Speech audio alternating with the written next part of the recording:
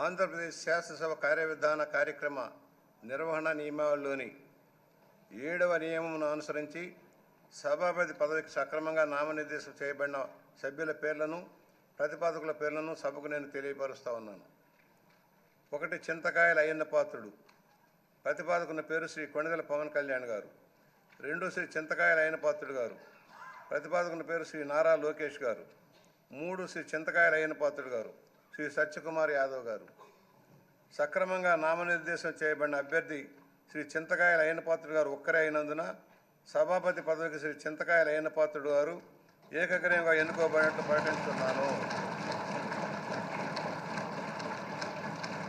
శ్రీ చింతకాయల అయ్యన్న పాత్రుడు గారికి నా హృదయపూర్వక అభినందనలు తెలియజేస్తా ఉన్నాను.